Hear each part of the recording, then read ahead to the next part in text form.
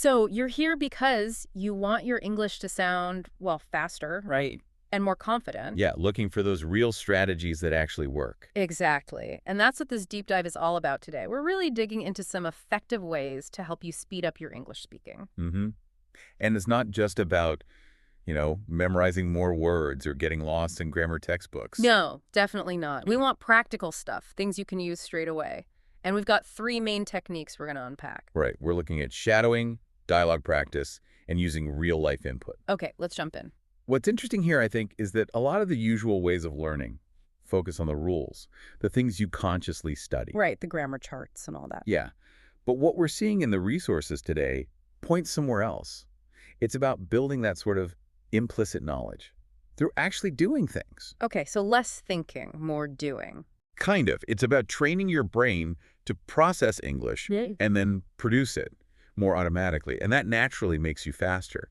There's even some research suggesting that imitation might involve these mirror neurons. Oh, interesting. Mirror neurons. Yeah, they think these play a role when we learn by watching and copying. So shadowing could actually be tapping into that, helping you internalize how native speakers sound and speak. That makes a lot of sense. Okay, so let's dive into that first one then. Shadowing. The name itself, it paints a picture, doesn't it? It really does. It's like you're literally following someone, like their shadow. Exactly. You listen to a native speaker Yeah. and you repeat what they say almost immediately. You're trying to stick right with them. Okay, so how does that work in practice, like step by step? Right. Well, the materials break it down pretty simply. Mm. First, you pick a short audio or video clip, maybe 30 seconds, or up to a minute, not too long. Okay, short and sweet. Yeah. Then listen to it once, just to get the gist of it. Get a feel for it first. Exactly. Yeah. Then, and this is really the core of it, you play it again, but this time you speak along with the speaker. Ah, not after them, but with them. Precisely. At the same time. You're really aiming to match everything, their speed, their rhythm, the ups and downs of their voice, the pronunciation, as closely as you possibly can. Okay. And where would you find stuff to shadow? Oh, loads of places. Podcasts are great, obviously. Short bits from movies. TED Talks can be good too, especially the shorter ones. Makes sense. And I saw a suggestion about starting slow. Yes, definitely. Start with stuff that's maybe a bit slower paced. Then, as you get the hang of it, you can gradually try faster content. So if someone's struggling to keep up at first, just slow it down. Use shorter bits. Absolutely. Many players let you adjust the playback speed, which can be super helpful at the start. It's like, well, you wouldn't run a marathon straight off, would you? Huh. Definitely not. You build up. Exactly. You build up. Okay, so the benefit here for speaking faster, it's not just about sounding better, although that's good too. Right. It helps pronunciation, for sure. But it's directly training your mouth and your brain to work together more quickly. You're forcing yourself to keep up. So it builds reflexes? Yeah, you could say that. Automatic speaking reflexes. You start producing the sounds, the phrases, without that little delay where you're mentally constructing the sentence. That makes sense. That pause can really slow you down. It really can. And the key thing, which the sources rightly point out, is not to obsess over mistakes when you're shadowing. Okay. Don't worry about perfection. Not at this stage. The main goal here is getting that feeling of fluency, getting comfortable with the rhythm, the flow of English. It's really about building that foundation of speed. Okay, cool. So shadowing is about mimicking the flow. What's next? Dialogue practice. Yeah, technique number 2, dialogue practice. So we're moving from just echoing to actually engaging with conversation. Right, more interactive. Exactly. Building on that active listening from shadowing, now we're adding active speaking.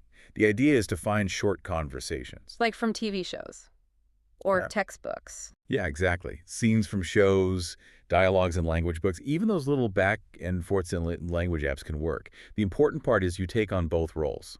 Oh, interesting. So you play speaker A and speaker B. Correct. You speak both parts of the conversation out loud. Right. You have to say it out loud, not just in your head. Absolutely crucial. Vocalize it. Yeah. And, recording yourself, as our sources suggest, is a really powerful tool here. I can imagine. Probably feels a bit weird at first, listening back to yourself. It can. But the feedback is gold.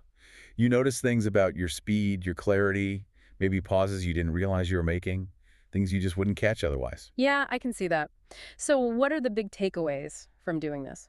Well, you really start to internalize natural sentence structures, how people actually talk, Yeah. Not just the perfect sentences from a grammar book. The real flow of conversation. Exactly. The common phrases, the idioms, the way things are put together in everyday speech. You get a much better feel for the rhythm and the speed of real English talk. And there was a tip in there about acting it out. Yes. That's a fantastic tip. Don't just read the lines flatly. Put some feeling into it. Like use different tones, emotions. Yeah, vary your tone, use facial expressions, really get into the role. You might feel a bit daft talking to the wall with different voices.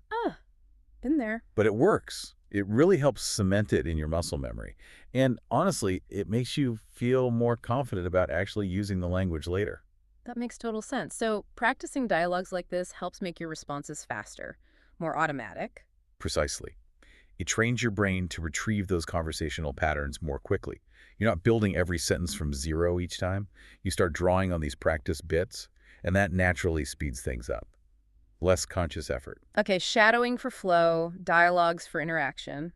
What's the third piece? You mentioned real-life input. Right. So this shifts focus a bit to your listening habits, what you're taking in day to day, and how that builds your speed potential over time. So just listening more. Well, yes, but specifically listening to what the resources call comprehensible input. Comprehensible input. Okay, what's that exactly? Think of it as English that's just a little bit challenging for you. Yeah. Mostly understandable, but with maybe a few new words or slightly faster speech than you're used to. So not totally easy, but not overwhelmingly difficult either. Exactly. That sweet spot where you're understanding most of it, but you're still being stretched a little.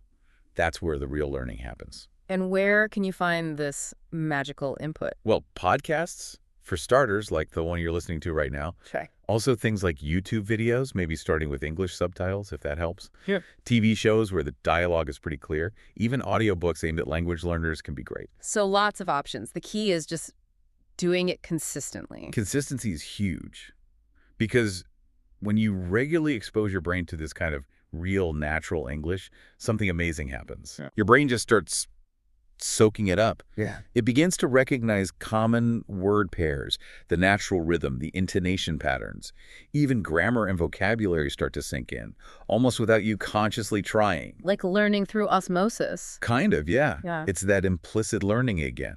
Your brain is built to find patterns, and consistent exposure lets it do that work. And how does that connect back to speaking faster? Because over time, as your brain internalizes these patterns, your own speaking starts to mirror them. You naturally begin to adopt the speed and flow you've been hearing so much. It makes your own speech smoother and, yes, quicker. So it's like the listening primes your brain for faster speaking later on. You got it. It complements the active practice of shadowing and dialogues perfectly. Yeah. One feeds the other. Makes sense. Okay, those are the three main techniques. But there was a bonus tip mentioned too, wasn't there? Something about translation. Ah, yes, the bonus tip. And honestly, this one is massive for speed. It's simple, but hard. Stop translating in your head. Ooh, that's a big one. Why is that so important for speed? Well, think about it. If you're thinking in your native language first, then mentally translating to English, then speaking, you're doing double the work. Right, 2 steps instead of 1. Exactly. And that translation step takes time. It creates that hesitation, that lag before you speak. It's a major speed bump. Okay, so how do you break that habit? How do you start thinking in English? It takes conscious effort, for sure. The resources suggest starting small. Just try narrating simple things to yourself in English. Like, I'm making coffee now. Precisely. I need to send an email. Okay, walking to the bus stop. Just tiny internal comments. Or maybe try journaling for just 5 minutes a day in English. Even just talking to yourself in English for short bursts. So forcing your brain to operate in English, even for simple stuff. Exactly. It's about rewiring that process. Bypassing the translation step. It feels weird at first, and it takes practice, but it's absolutely fundamental for speaking more spontaneously and, crucially, faster. Got it. So it's a mental shift as much as anything. Okay, let's pull this all together then. We've covered quite a bit. We have 3 core techniques. Right. Shadowing, for that immediate mimicry of speed and flow. Then dialogue practice, for actively using the language in conversation. And soaking up real-life input through consistent listening. Don't forget the bonus. Yes.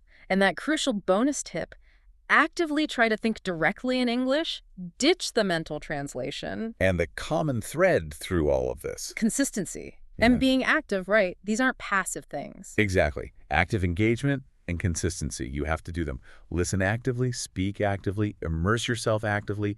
The more you do it, the more automatic it becomes. And the faster you get. That's the goal. So thinking about putting this into action, maybe just pick one. That's a great way to start. Yeah, think about which one feels, I don't know, most doable for you right now. Shadowing, dialogue, more listening. And just try to integrate a little bit. Maybe just 5 minutes into your day. Just 5 minutes. That seems manageable. It really does.